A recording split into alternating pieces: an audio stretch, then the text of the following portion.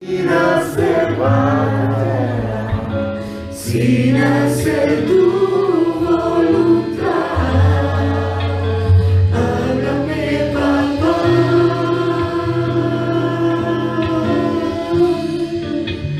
Háblame, papá.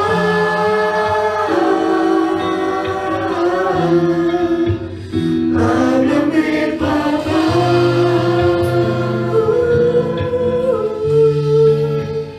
Hazme oír tu voz.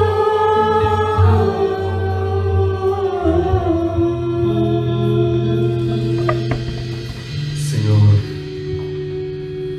por tu gracia maravillosa, haznos oír tu voz al interior de nuestro corazón.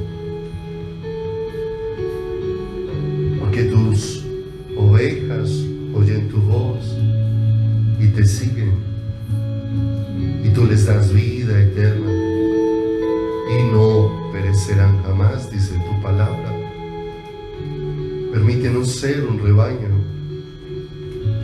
que escuche la voz de aquel que ha dicho: el Señor te pastoreará siempre, y en la sequía saciará tu alma y dará vigor a tus huesos, y serás como huerto de riego, como manantial de aguas cuyas aguas nunca faltan. Porque así eres tú cuando eres la fuente de nuestro corazón. Eres tú el que nos llena, eres tú el que nos inundas con tu vida, eres tú el que traes de tu maravillosa plenitud sobre cada uno de nosotros, Señor.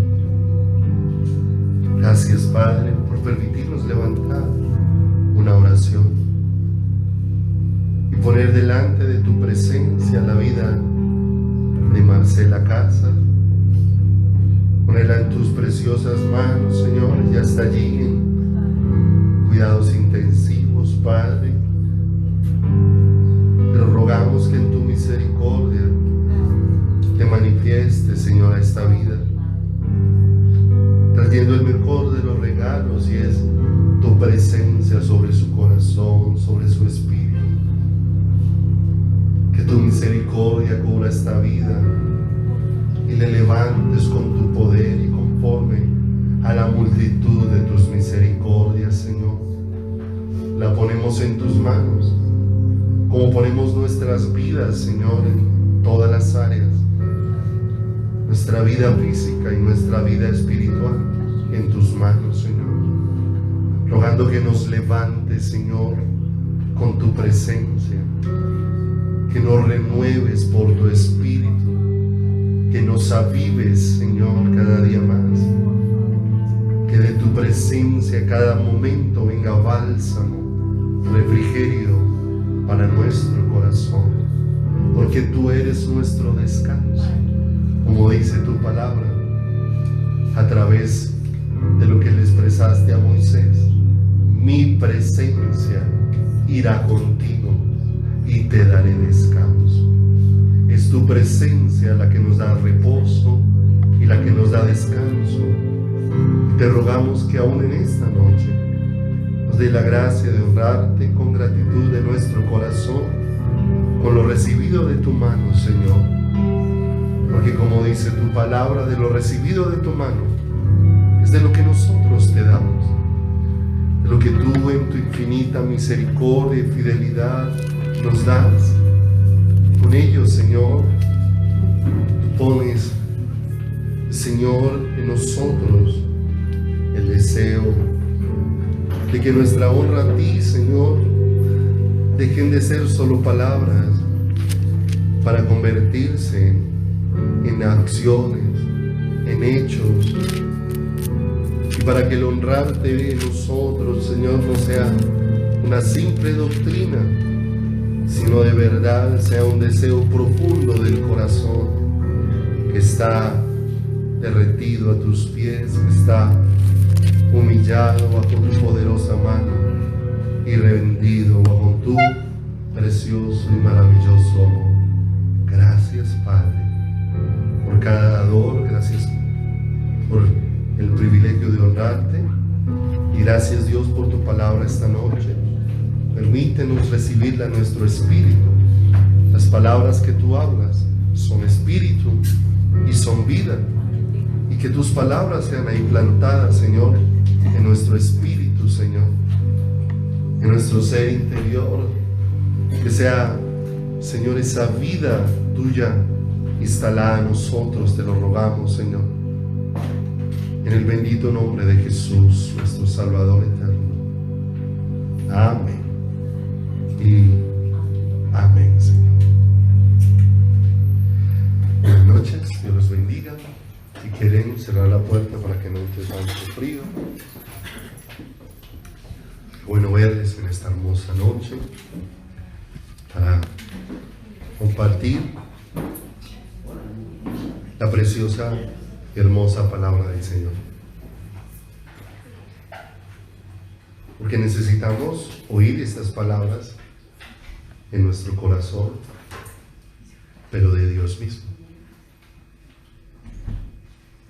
Para que las palabras de Dios no sean un amuleto, como pueden o suelen ser para muchas personas, sino que estas palabras traigan la vida de Dios a cada uno de nuestro corazón. Dios es el que imparte de su vida sobre nosotros. Dijo el apóstol Pedro, porque todas las cosas que pertenecen a la vida y a la piedad nos han sido dadas por su divino poder. Dios imparte de Él sobre cada una de nuestras vidas. Por medio de su Espíritu, dice la palabra, Él ha derramado de su amor en nuestros corazones, de su amor, de su propio corazón, sobre cada una de nuestras vidas. Y quiero que me acompañen, por favor, a Hebreos, en el capítulo número 10, versículo número 37. Porque si hay alguien que nos aconseja a caminar con mucho cuidado, es el Señor.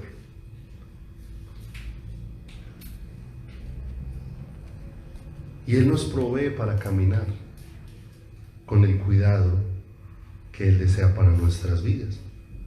Porque dice aquí en el verso número 37, porque aún un poquito, y el que ha de venir, vendrá, y no tardará. Y qué hermoso, porque el Señor cada día nos va afirmando en su venida, en su regreso,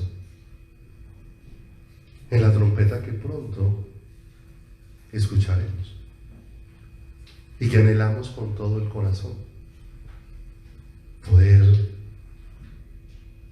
estar lo suficientemente sensibles por la bondad de Dios para que cuando suene esa final trompeta podamos encontrarnos con nuestro Salvador en las nubes, para estar así siempre con Él, como lo describió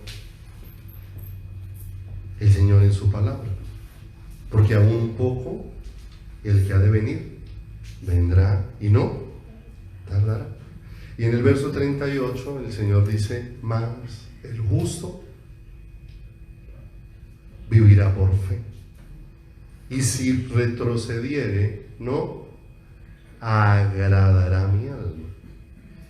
Pero nosotros no somos de los que retroceden, porque el retroceder, ¿hacia dónde conduce un corazón?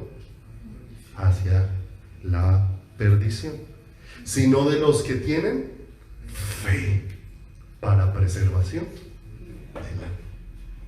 Y esta porción nos deja ver algo muy serio en la vida de los creyentes, porque a veces muchos contemplan la vida cristiana como una entretención, como un juego, y el asunto es que nosotros no sabemos cuál es el momento de nuestra partida, Porque puede ser el momento donde Dios venga hasta las nubes a recoger a su iglesia, o puede ser el momento donde Dios de manera individual te llame para que te presentes delante de Él. Cuando nosotros vamos a un funeral, estamos ahí cerca del féretro donde está la persona que ha fallecido, y muchas veces, como creyentes, el comentario nuestro alrededor de ese ataúd es si esa persona partiría o no partiría con el Señor. Ya está definido, porque como dice la Escritura, está destinado para el hombre que muera una sola vez y después de esto el juicio. O sea, ya se definió dónde esa persona va a tener su eternidad y ya no hay retroceso. Y muchas veces lo que hemos visto en la vida de esa persona, muchas veces nos hace pensar: Dios haya tenido misericordia de esa persona, porque como estaba viviendo, no estaba viviendo para Dios. Pero el asunto es: ¿qué pasaría si el que está ahí en ese féretro soy yo? Y los que están ahí afuera comentando, están comentando acerca de mí.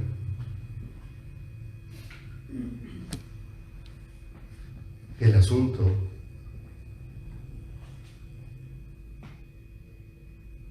es que hay peligros para nuestro corazón.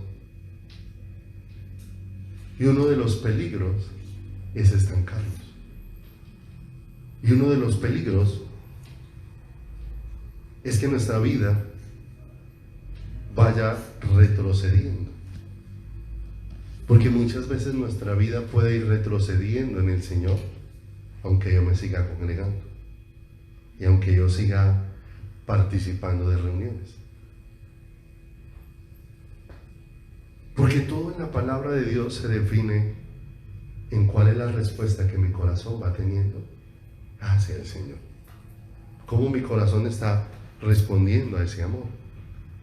Y el apóstol Pablo describió algo muy hermoso, y él dijo a través de la palabra del Señor que él no pretendía ya estar en la cima de todas las cosas. Pero él dice: pero una cosa hago. O sea, mi anhelo no es quedarme estancado. Mi anhelo no es quedarme en la mitad del camino. Él dice: una cosa hago, ciertamente dejando lo que queda ¿dónde? Atrás, prosigo a la meta, al premio. ¿Cuál es la meta para nosotros? Cristo. ¿Cuál es el premio para nosotros? Cristo. ¿Hacia dónde se dirigía Pablo? ¿Cuál era el anhelo de su corazón? ¿Hacia dónde quería correr? ¿En dónde quería estar enclavado? Y él decía claramente: no, yo no quiero quedarme estancado, ni quiero ni siquiera contemplar retroceder, como dice acá. Mas el justo por fe vivirá. Pero dice: y si retrocediere, ¿qué? No agradará a mi alma. No nos estanquemos, crezcamos en el conocimiento de quién, en el conocimiento de Dios. Pero esto me lleva a pensar en algo. Una de las cosas más importantes para nuestro corazón es comprometernos con Dios. Y comprometernos con Dios porque Dios va produciendo el querer como el hacer. Pero en ese querer y en ese hacer que Dios va produciendo, ¿cuál va siendo la respuesta de mi corazón hacia el Señor? Cuando el Señor allá en Juan 15 habla de la vid, Él dice: yo soy la vid verdadera y mi Padre es el labrador. Todo pámpano que en mí no lleva fruto lo quitará, pero todo aquel que lleva fruto lo limpiará para que lleve más fruto. Y nosotros nos damos cuenta que en medio de lo que el Señor viene hablando ahí, dice que el pámpano no puede llevar fruto si no permanece en la vid, porque separados de Él nada podemos hacer. Y nosotros miramos que las señoras que les gusta mucho las flores, las maticas, donde quiera que van y ven una mata bonita, siempre quieren llevarse como un retoñito de esa mata para sembrarlo ¿en dónde? Para sembrarlo en su casa. Y normalmente lo que les produjo el deseo de ver es haber visto una flor muy bonita, una mata muy bonita, porque usted no pasa por una mata toda chilada, fea, descompuesta y sin fruto y dice, ay, tan rico, llévame un retoño de estos para sembrarlo. La admiración que le produce esa mata tan hermosa, sus colores, la forma en cómo se ve, hace que usted tenga el deseo de que yo quiero tener una así de florecida en mi casa. Y entonces se lleva el retoñito y lo planta. Y una vez lo planta, lo va regando, muchas veces se le echa abono. Y lo que se espera es que eso vaya echando raíces y vaya creciendo y se va tomando un tiempo. Pero para que eso peleche ahí, para que eso crezca ahí, para que esa matica que se desarrolle ahí, tiene que permanecer como plantada. Pero ella empieza a crecer y a ponerse bonita y a echar hojas y se ve que está empezando como a coger fuerza, como que está empezando a coger aliento. Pero usted coge esa matica de ahí y la arranca y la pone en otra matera. Usted vuelve y la mira, en los primeros días otra vez esa matica está todavía chilada y de pronto usted la dejó unos días y va volviendo a coger fuerza. Pero apenas está cogiendo fuerza, usted coge y la arranca de esa matera y la pone en otra matera. ¿Cuándo va a dar fruto esa matica? Si esa arrancadera, cada vez que la arranca lo que hace es achilarla. Porque cada vez que la pasa de matera, como que la matica se va muriendo y hasta que va volviendo a coger otra vez aliento. Y si usted la pasa de matera en matera, de matera en matera, nunca va a ver cuándo esa matica va a dar su fruto. Esa flor tan bonita que fue la que hizo que usted se antojara de poder ¿qué? De poder sembrarla. Porque la Biblia describe que los pámpanos son las ramas y que las ramas por sí mismas no dan fruto. Ahí dice, todo pámpano, toda rama que no permanece pegada al tronco, a la vid, no da fruto, porque la rama por sí misma no puede dar ¿qué? No puede dar fruto. Pero cuando ella está pegada, se convierte en un instrumento a través del cual ese arbolito exprese su fruto, porque cada arbolito da un fruto según su naturaleza, ¿cierto? Cuando usted ve que el tronco es de un mango, cuando usted va a mirar los frutos son ¿qué? Son mangos. Y la Biblia nos deja ver que el fruto del creyente es espiritual, mas el fruto del Espíritu es amor, gozo, paz, paciencia, benignidad. Para que ese es el carácter de Dios, para que ese carácter de Dios se vea en nuestras vidas, ¿qué es necesario en nosotros? Permanecer. Si la rama no permanece pegada a la vid, nunca va a dar ¿qué? Va a dar fruto. Porque lo único que ella hace es estar ahí para que el árbol a través de ella muestre su fruto, muestre su naturaleza. Si no permanecen en mí, y mis palabras en quién, y mis palabras en vosotros. Un pámpano crece y madura siempre y cuando permanezca unido a la vid. Ahí es donde se va a dar fruto. Pero cuando vemos la vida de muchos que dicen ser creyentes, muchas veces no vemos el fruto de Dios en su corazón. Y muchas veces vemos que eso pasa porque no permanecemos. Porque a veces hay, como lo describió la palabra, doble ánimo. Y dice que el hombre de doble ánimo es inconstante en todos sus caminos. Inconstante en ese permanecer en la búsqueda del Señor. Miremos un ejemplo. Va conmigo a Salmos 122. Salmo en el capítulo número 122. 22, en el verso 1, expresa algo muy lindo.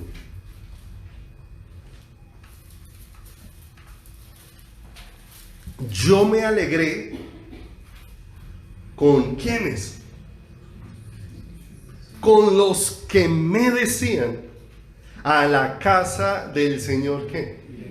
Y cuando uno escucha esta frase, escucha a alguien que tiene ánimo, fuego, anhelo en su corazón, y que está viendo que hay otros alrededor suyo que están con un deseo así dentro de su corazón. Yo me alegré con los que me decían, ¿cierto? Alguien que en lugar de producir desánimo, producía ¿qué?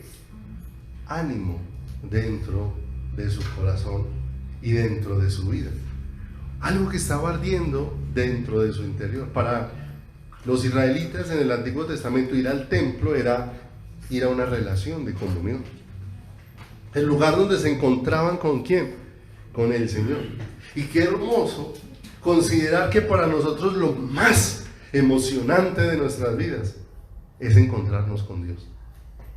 Es venir a encontrarnos con Dios. El asunto es que vemos muchos corazones muy apagados dentro del pueblo de Dios, muy fríos dentro del pueblo del Señor. Hay gente que en el mundo era el alma de las fiestas, eran los que prendían en todo lugar, eran los que encendían, eran los que formaban, impulsaban. Y vinieron al Señor y su corazón se apagó.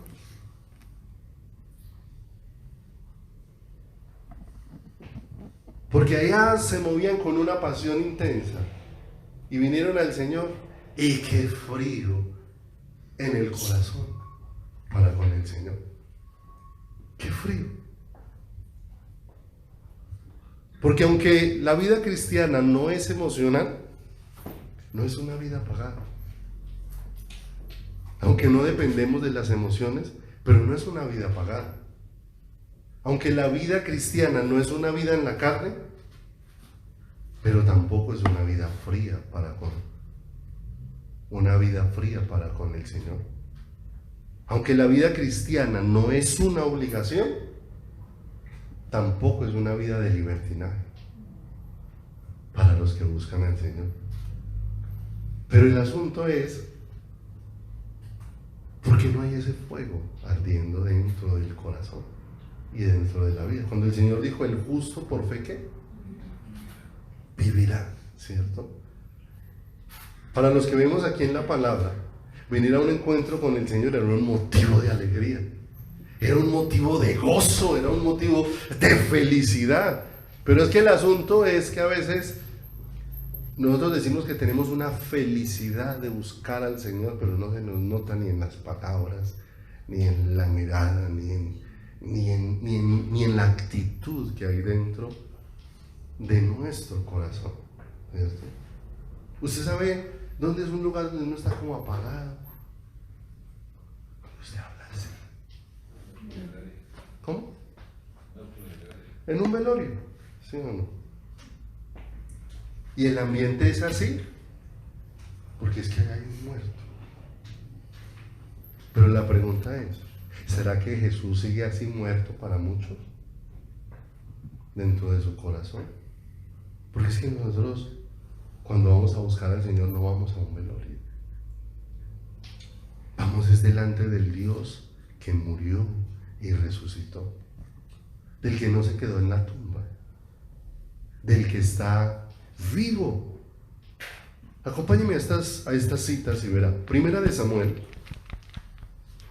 Y no estoy hablando de una vida emocional. Es de qué pasa cuando nos estamos encontrando con el Señor. La vida de Lázaro, el que hería y estaba muerto, volvió a la vida. Ese muerto volvió a la vida cuando entró en contacto ¿con quién? Con el Señor. Si estamos entrando en contacto con Dios, necesariamente la vida tiene que empezar a impregnarnos. Dice Primera de Samuel, capítulo número 2, verso 1. Toda la historia de Ana hace unos días la estudiamos viendo cómo Ana subía al templo y siempre adoraba estando en amargura. De manera que lloraba y había momentos hasta que ni comía de la amargura que tenía dentro de su corazón. Y todo porque no tenía un hijo. Y era la afrenta que ella sentía dentro de su corazón. Tenía un muy buen esposo. Pero ¿sabe? Ahí en esa historia se deja ver, el hombre no fue hecho para complacer al hombre. Si tú esperas que el hombre te traiga plena satisfacción, van a pasar todos los días de tu vida y vas a terminar totalmente defraudado. Porque el hombre no tiene la capacidad de complacer el corazón del hombre. Por eso el Cana se acerca a Ana y le dice, ¿no te soy yo mejor que 10 hijos? Y aunque era un muy buen esposo con ella, le separaba una porción escogida a Ana. Pero aún eso no llenaba el corazón de Ana. Había un vacío, pero el vacío de Ana no era un hijo. El vacío de Ana era que necesitaba un encuentro con el Señor. Y Dios le da la gracia de estar allá en el templo, de por primera vez hacer lo que nunca había hecho en tantas veces que había visitado el lugar. Y es que derramó su corazón delante del Señor. A tal punto que el sacerdote la consideró que estaba ebria por la forma en que la veía. Pero Dios hace un milagro sobrenatural y un encuentro que la lleva a expresar algo muy hermoso, que lo que la iglesia necesita encontrar es, y encontrarse es con el Señor,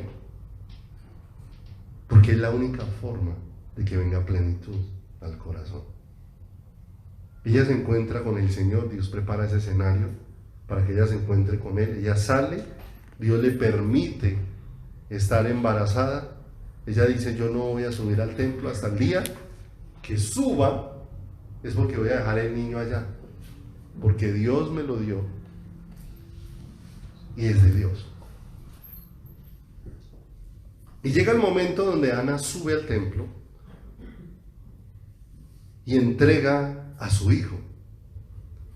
Y nos damos cuenta de que eso es un milagro extraordinario, lo que Dios había hecho en la vida de esta mujer. Porque si ella lo que más anheló un día era un hijo, ¿qué pasó en ese corazón para que ahora venga a ofrecérselo al Señor? Encontró que había algo mayor que tener un hijo. Algo mayor que tener un marido. Encontró algo mayor dentro de su corazón. Y acompáñeme en el 2.1 y lea esta oración. Y yo te pregunto, ¿con qué corazón venimos nosotros a buscar al Señor? Miren lo que dice ahí. Devuélvase un poquito ahí al capítulo número 1:25 dice, y matando el becerro trajeron el niño a Elí. ¿Cómo llamaba ese niño? Samuel. Y ella dijo, oh Señor mío, vive tu alma, Señor mío. Yo soy aquella mujer que estuvo aquí junto a ti orando al Señor. Por este niño oraba y el Señor me dio lo que le pedí. Yo pues lo dedico también al Señor. Todos los días que viva será del Señor. Y adoró allí al Señor. 2.1. Y Ana oró y dijo, ¿qué está dejando Ana en ese altar? Su hijo. Lo está dejando en el templo. Va a regresar a la casa sin el niño que Dios le dio. Pero mire cómo está orando.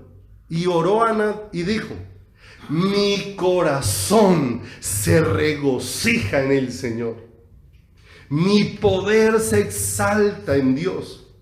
Mi boca se ensanchó sobre mis enemigos por cuanto me alegré en tu salvación. Qué hermoso. ¿Por medio de quién nos mostró el Señor su salvación? Por medio de Jesucristo. Verso 2. No hay santo como el Señor, porque no hay ninguno fuera de ti y no hay refugio como el Dios nuestro. Qué hermoso. ¿Cómo está el corazón de Ana? Es que esas palabras de mi corazón se regocijan en el Señor. No estamos hablando de un corazón que se siente medio feliz, medio contento. Estamos hablando de un corazón que está derretido por el amor del Señor, por el amor glorioso de Dios. Y ese es el amor que no nos va a dejar volver a ¿dónde? Atrás. Que no nos va a dejar retroceder. Porque el solo hecho de estar buscando en la iglesia cualquier cosa y no a Cristo significa retroceder para nuestro corazón. Significa retroceder para nuestra alma. Vayan conmigo a 2 de Samuel, allá adelantico, capítulo número 22. ¿Cómo le pareció esa oración de Ana? Hermosa, hermosa, se regocija mi corazón en Dios. Qué alegría, mira, nada te produce tanta alegría, tanta felicidad, tanta dicha, tanta plenitud y tanta satisfacción como el Señor. Por eso el salmista, cuando el Dios le permite ver esa gracia, dice: y fuera de ti nada deseo en la tierra, porque nada se compara a esto tan maravilloso. 2 de Samuel, capítulo número 22. Capítulo número 22, versículo número 1 en adelante.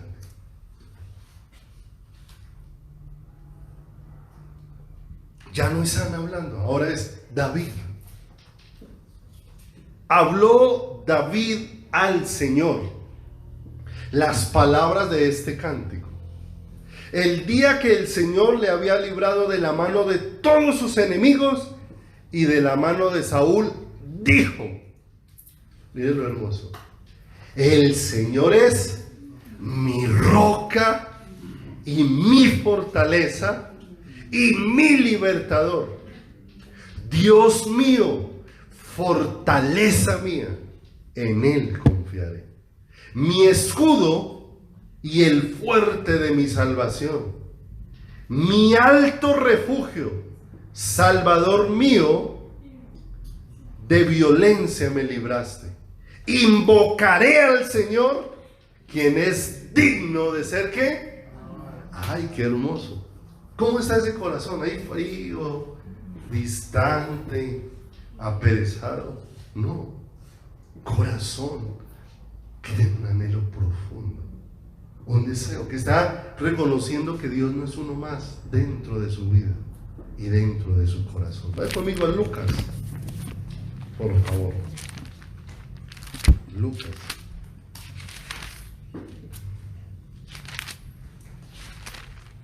Capítulo número 1.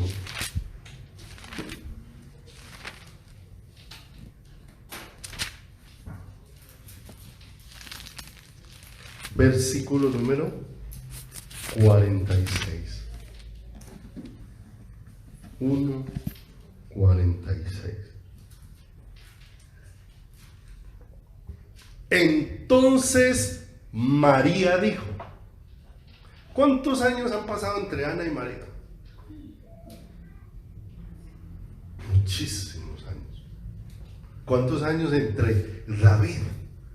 Si David vivió aproximadamente en el 1000 antes de Cristo. Y ahora aparece María y dice: engrandece mi alma al Señor, y mi espíritu se regocija en Dios mi Salvador, porque ha mirado la bajeza de su sierva. Desde ahora me dirán bienaventuradas todas las generaciones, porque me ha hecho grandes cosas el poderoso. Santo es su nombre, y su misericordia es de generación en generación a los que le temen. Y qué hermoso. ¿Cómo vemos el corazón aquí de María? Se regocija, se alegra, está traspasado, lo que dijo el salmista. Bendice, alma mía, al Señor, y todo mi ser bendiga su santo nombre. Pero cuando miramos el pueblo del Señor, no está caminando en ese espíritu, no está caminando en esa dimensión. Vayan conmigo, por favor, a Gálatas.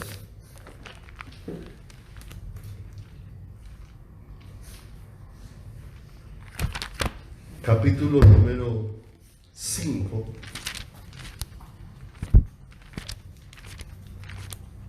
Gálatas, capítulo número 5, versículo número 7.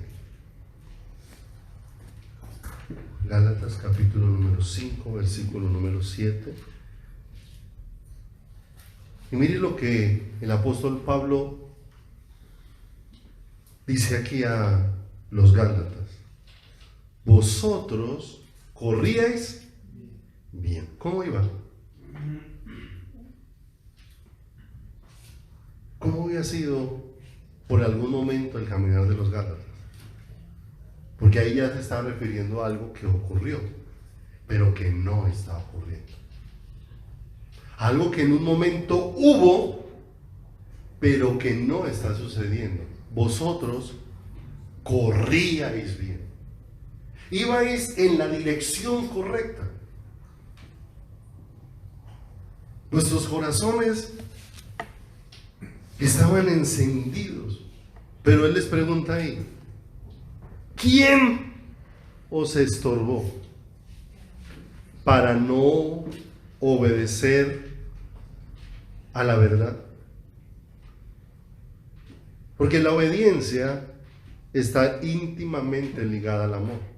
El Señor dice, el que me ama, mi palabra guardará. Íntimamente al amor. Pero en el verso número 8, él aclara algo y dice, esta persuasión no procede de aquel que os llama. Se lo voy a leer en esta otra versión del lenguaje actual. Dice, ustedes iban muy bien. ¿Quién les impidió seguir obedeciendo el verdadero mensaje? Con toda seguridad no fue Dios, pues Él mismo los invitó a obedecer. O sea, que no es Dios el que apaga nuestro corazón.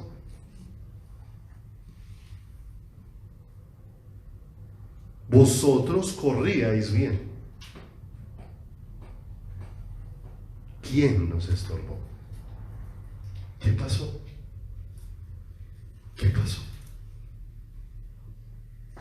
Veníais bien, pero se detuvo. Paró lo que estaba pasando. ¿Qué estorbó eso?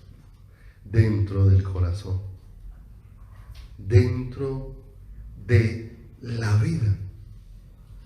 Ahí mismo en Gálatas, luego hacia el capítulo número 4, versículo número 3.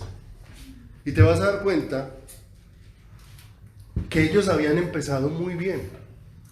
Y habían empezado entendiendo que todo esto se trataba de una relación muy profunda con Cristo.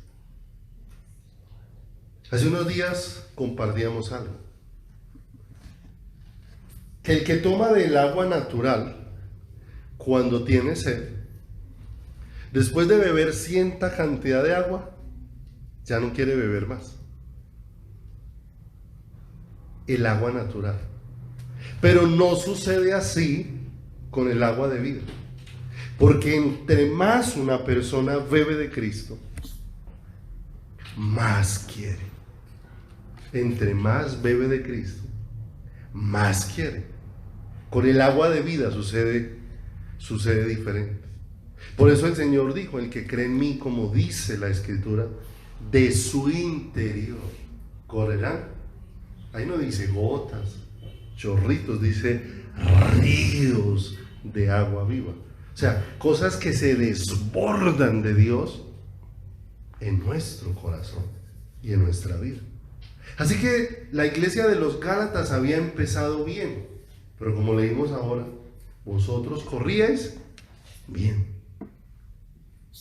Y empezaron bien porque empezaron con el deseo correcto. Pero ¿en qué momento se perdió ese deseo? Dice en el capítulo número 4, en el verso número 13. Miren lo que Dios utilizó para que ellos conocieran de Dios. Pues vosotros sabéis que a causa de una enfermedad del cuerpo os anuncié el evangelio al principio.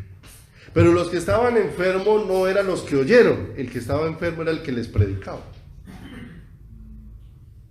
Era el que les estaba predicando. Y Dios utilizó la ocasión de esa enfermedad de Pablo para colocarlo en cierto lugar y que él anunciara ¿qué? La palabra. Y miren lo que dice el verso 14. Y no me despreciasteis ni desechasteis, porque es fácil que nosotros pongamos la mirada en el lugar incorrecto y que uno diga, usted tan enfermo y tan llevado a hablarme de Cristo. Primero conózcalo para que lo saque de ahí. Por eso Él los mira y les dice, ustedes me vieron en la condición en la que estaba y aún así me escucharon.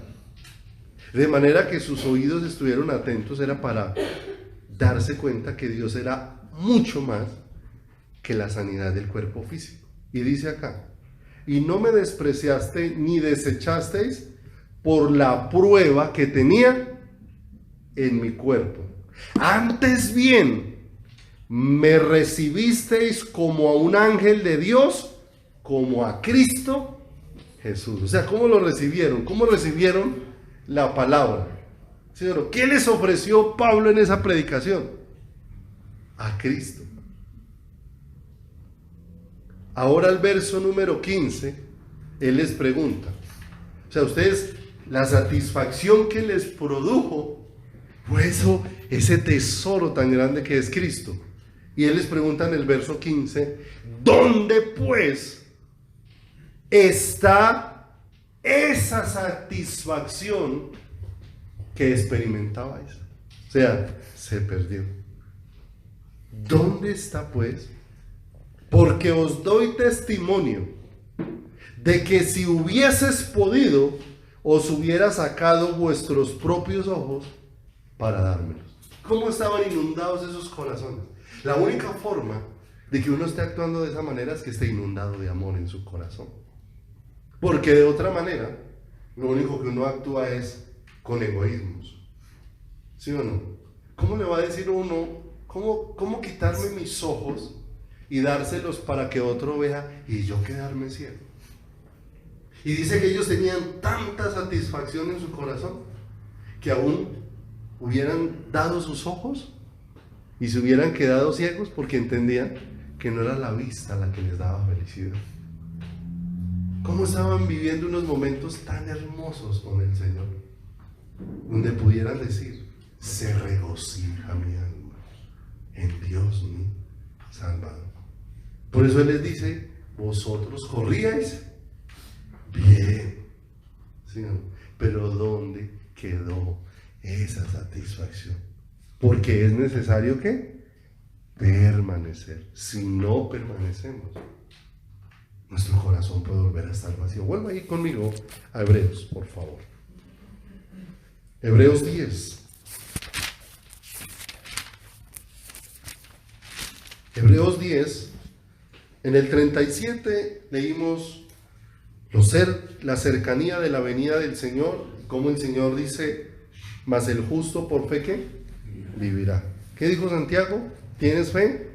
Muéstrame tus obras. Ayer en la célula les colocaba un ejemplo. Decía, si tú vas al terminal y te encuentras con alguien, le preguntas hacia dónde vas. Dice, no, yo voy a un viaje a Pereira.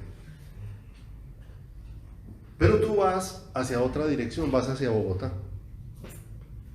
Te montas en tu bus, llegas a Mariquita y cuando te bajas en Mariquita, entras a tomar café y de pronto la persona que le dijo que iba para Pereira está sentada en la otra mesa, en Mariquita. Entonces usted queda mirándole y le dice, venga, ¿usted para dónde es que va? Y él lo mira y con una sonrisa le dice, voy para Pereira. Pero usted por dentro se pregunta y dice, venga, usted en lugar de estar yendo para Pereira se está alejando de Pereira. Usted quiere ir en una dirección, pero está yendo en otra. ¿O qué vuelta es la que va a dar para poder llegar allá?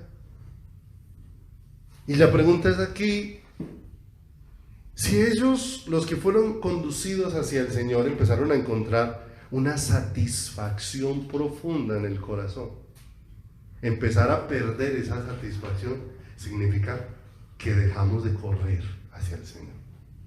¿Que dejamos de correr hacia quién? Hacia Dios. En toda situación. El Señor dice que Él es el que guardará en completa paz aquel cuyo pensamiento en Él persevera. Persevera. Persevera. Hebreos 10, lea ahí el versículo 26, porque estos son los versículos que anteceden a donde el Señor dijo, pero si retrocediere, ¿no qué? No agradará mi alma. Y aquí coloca un asunto bien tremendo, dice, verso 26, porque si pecaremos, ¿cómo? Voluntariamente, después de haber recibido ¿qué? ¿Cómo se llama eso? Retroceder. Porque si pecaremos voluntariamente después de haber recibido el conocimiento de la verdad, ¿quién es la verdad? Cristo. Ya no queda más sacrificio por los pecados, sino una horrenda expectación de juicio y de hervor de fuego que ha de devorar a los adversarios. El que viola la ley de Moisés por el testimonio de 2 o 3 testigos muere irremisiblemente. ¿Cuánto mayor castigo pensáis que merecerá el que pisoteare al Hijo de Dios y tuviere por inmunda la sangre del pacto en la cual fue ¿qué? Santificado, e hiciere afrenta al Espíritu de gracia? Tremendo, tremenda advertencia acá, porque alguien que participó de algo, pero después terminó con un gran desprecio en su corazón. ¿Por qué terminó con ese gran desprecio? Porque no terminó perseverando. Miremos algunas cosas que hacía la iglesia y los que recién se convertían al Señor. Vaya conmigo a Hechos, por favor. De las cosas que iba haciendo el Espíritu de Dios en el corazón de estas personas. Hechos 2:46. Hechos 2:46.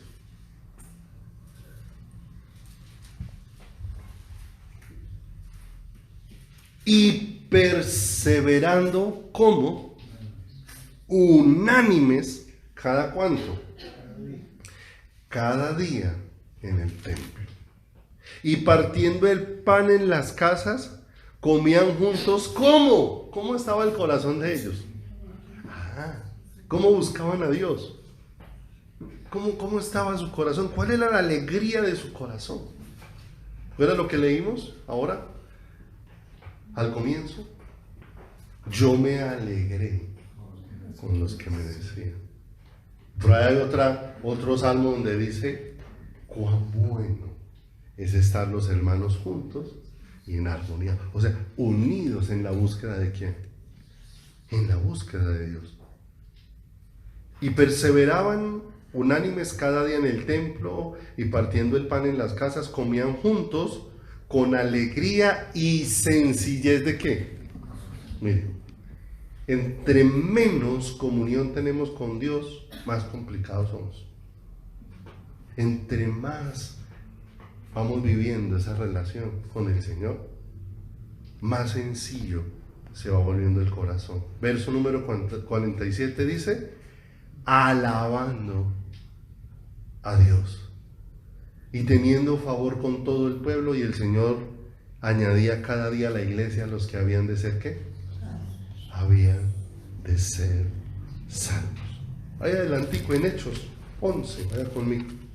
¿Qué hacía la iglesia? Perseveraba, unánimes. Hechos, en el capítulo número 11, en el versículo número 23, empezó a acontecer algo en un lugar. El Señor empezó a visitar personas. Habían unos discípulos que habían sido esparcidos, pero donde llegaban, se dejaban guiar por el Señor y compartían las cosas de Dios, y Dios preparaba corazones para esto. Y dice ahí en el versículo número 23 que había ido un hombre a mirar esto, un hombre llamado Bernabé, a ver qué era lo que estaba pasando, qué era lo que Dios estaba haciendo. Y dice el verso 23, cuando llegó y vio qué cosa, cómo el Señor se estaba manifestando a los corazones, cómo el Señor estaba tocando las vidas, se regocijó, pero les dijo algo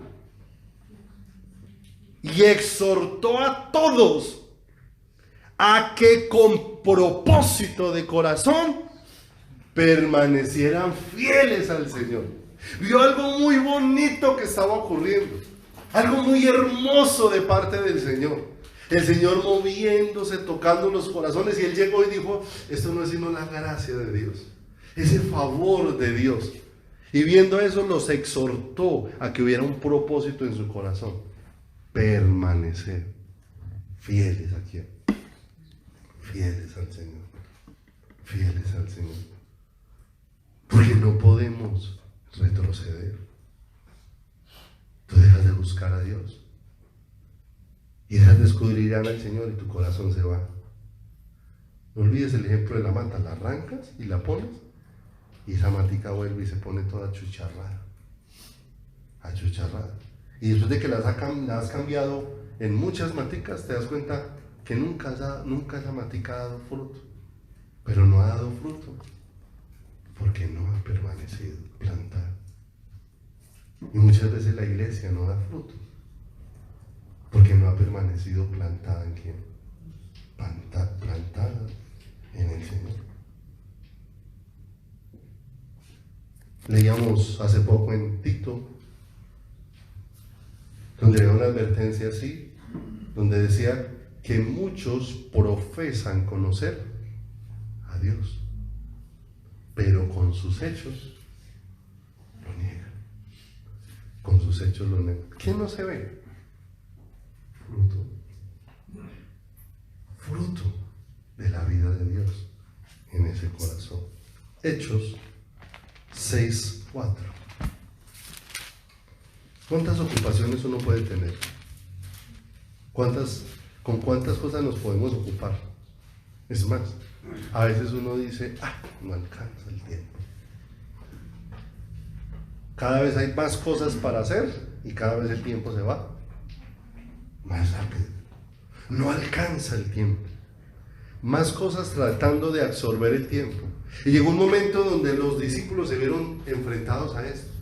La gente empezó a demandarles tiempo y empezaron tal vez a dedicar tiempo a las ocupaciones, donde ellos llegan y dicen, no, a un momento, hay que hacer un alto.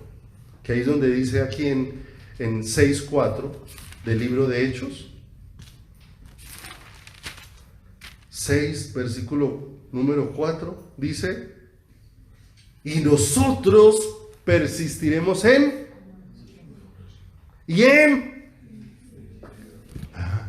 mire, aparecieron ocupaciones, pero ellos dijeron, aunque aparezcan ocupaciones, nosotros necesitamos persistir. ¿En qué cosa?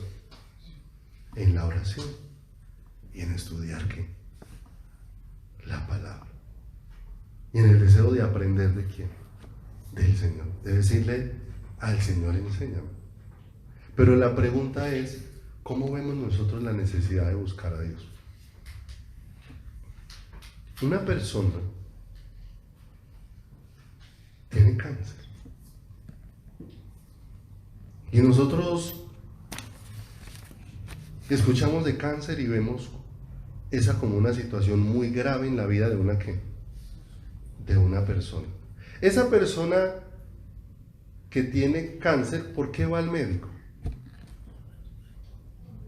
Porque tiene una necesidad. Tiene una necesidad. Entonces resulta, escuche, resulta que esa persona le llegó una visita, pero el día que le llegó la visita, en el tiempo de la visita también tiene una cita donde le van a renovar los medicamentos y las órdenes para exámenes de la enfermedad grave que tiene. ¿Escucharías a esa persona diciendo a la visita, espéreme un segundito que es que yo voy a llamar a cancelar la cita? Voy a llamar a cancelar la cita. ¿Sí o no? Esperemos. ¿Sí o no? Se demora un mes llamando para que le den, haya agenda para la cita. Y necesita medicamentos urgentes porque su enfermedad es ¿qué? ¿Qué hace esa persona con la cita? ¿La aplazaría? No, porque ella dice, esta es una cita inaplazable porque esto es un asunto de vida o de muerte. Con toda la pena deja la visita ahí y se va a la cita, porque para ella es más importante la cita de sus medicamentos que la visita. Y no le interesa lo que piense la visita. Yo necesito mis medicamentos. ¿Es cierto o no es cierto? La pregunta es, ¿qué necesitamos nosotros más? ¿Medicamentos para el cáncer o la vida de Dios en nuestro corazón? Ciertamente que la enfermedad perece el día que se muera. El día que uno se muere, la enfermedad del cuerpo, ahí terminó.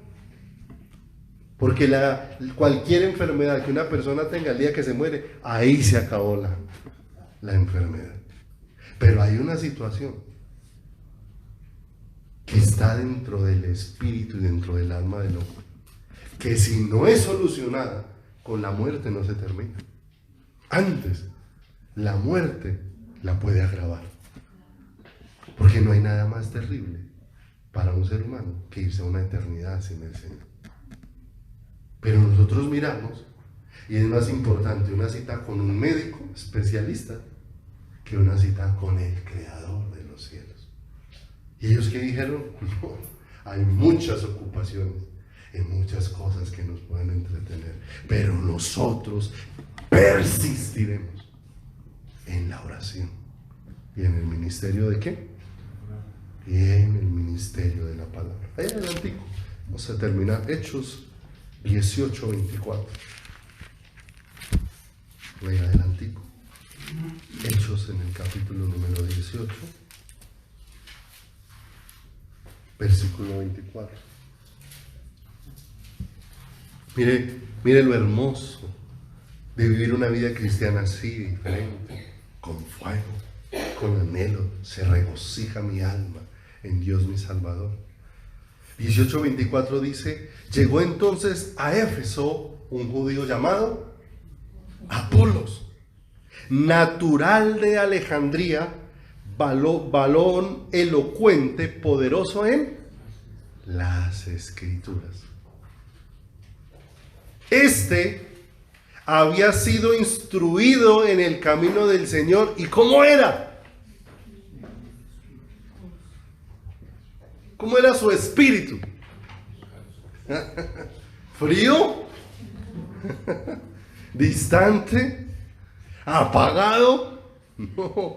Miren lo que se dice de Apolo, y ahorita se va a dar cuenta cómo era su espíritu ferviente, y aún todavía no conocía mucho del Señor. Vuelve, léalo conmigo. Verso 25. Este había sido instruido en el camino del Señor, y siendo de espíritu fervoroso, hablaba y enseñaba ¿cómo? Lo concerniente al Señor aunque solamente conocía el bautismo de Juan. Ese poquito le bastó para tener el corazón encendido. Y nosotros escuchamos palabra y hacemos tantas cosas.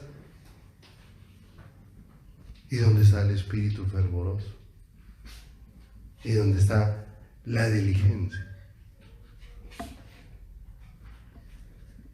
Lea el verso número 26. Y comenzó a hablar con... ¿Y qué era lo que sabía? Solo sabía del bautismo de Juan, que era para arrepentimiento. Y comenzó a hablar con denuedo en la sinagoga, pero cuando le oyeron Priscila y Aquila, le tomaron aparte y les pusieron más exactamente el camino del Señor. Mire, con lo poquito que conocía, y era fervoroso, diligente. ¿Cómo estaba el corazón? Ahora lo vieron con ese fuego y lo sentaron y le dijeron, mire, el camino del Señor es así. Y comenzó a hablar con denuedo en la sinagoga, pero cuando lo oyeron Priscila y Aquila, le tomaron aparte y les pusieron más exactamente el camino de Dios. Y queriendo él pasar a Acaya, los hermanos le animaron y escribieron a los discípulos que le recibiesen. Y llegando él allá, fue de gran ¿qué? Yo te pregunto, ¿cómo somos nosotros? Somos personas con fuego y pasión. ¿Cómo fue Apolo donde llegó? De gran provecho a los que por la gracia habían creído. Y miren el verso 28, porque con gran vehemencia refutaba públicamente a los judíos, demostrando por las escrituras que Jesús es el Cristo. O sea, si era fervoroso, diligente, con denuedo, cuando no tenía tan claro el camino, ahora ya está sentado y diciendo, Él es el capítulo, Él es la verdad, Él es la vida. ¿Con qué fuego? Pero a veces no hablamos con ese fuego, con esa pasión en nuestro corazón, porque muchos todavía se están preguntando, ¿y cuál camino? ¿Cómo? ¿Estaré yendo en la dirección correcta?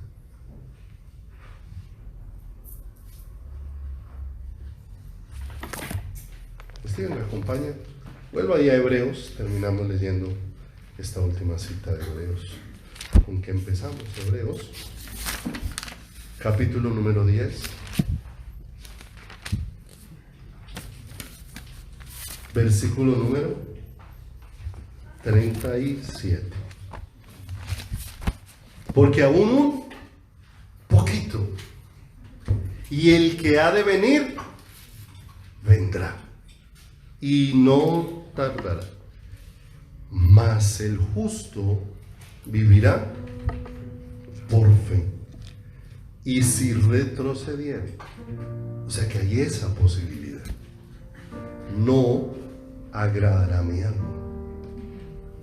Pero dice Pablo algo muy hermoso, pero nosotros no somos de los que retroceden para perdición, sino de los que tienen fe para preservación del alma.